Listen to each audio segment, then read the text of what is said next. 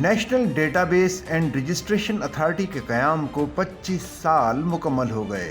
1997 میں پاکستان قومی مردم شماری کے انعقاد میں شدید مشکلات کا شکار تھا۔ بار بار تاخیر کے باعث درست آبادی کے اعداد و شمار کا حصول ایک بہت بڑا چیلنج بن چکا تھا۔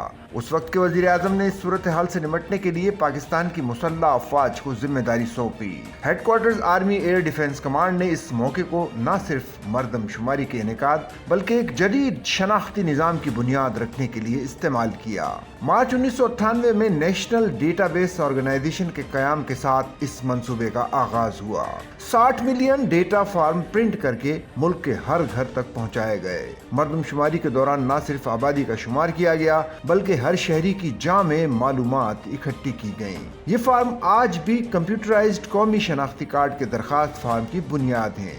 اس عمل میں مسلح افواج کے ساتھ Pakistan bureau of statics, school اساتذہ اور سرکاری ملازمین نے حصہ لیا، جو فاٹا آزاد کشمیر اور گلگت بلتستان سمیت دور دراز علاقوں تک پہنچے۔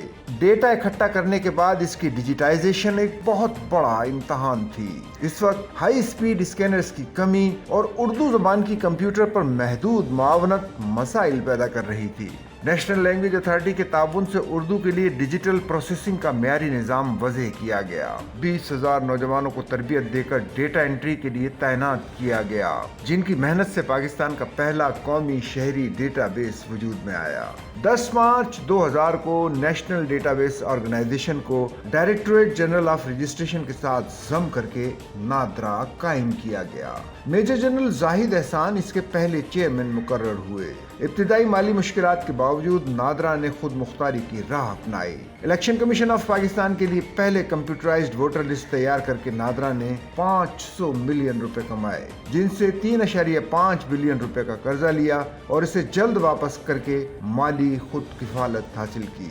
2001 میں کمپیوٹرائزڈ قومی شناختی کارڈ کا اجرا نادرا کی کامیابی کا ایک اہم سنگ میل تھا۔ محدود وسائل کے باوجود پاک فوج کے افسران کی قیادت اور صلاحیتوں نے اسے ممکن بنایا۔ آج نادرا ایک جدید، محفوظ اور ٹیکنالوجی سے آراستہ نظام کے طور پر پاکستان کی شناخت ہے، جو شہریوں کی دستاویزات سے لے کر انتخابات تک اہم خدمات فراہم کرتا ہے۔ نادرا کی کامیابی میں پاک فوج کا کردار ناقابل فراموش ہے۔ انہوں نے نہ صرف مردم شماری جیسے بڑے منصوبوں کو کامیاب بنایا بلکہ ایک ایسی ڈیجیٹل بنیاد رکھی جو آج پاکستان کے انتظامی اور معاشی نظام کی ریڑھ کی ہڈی ہے۔ ماہرین کے مطابق نادرا کا یہ سفر جدت، عزم اور قومی جذبے کی روشن مثال ہے۔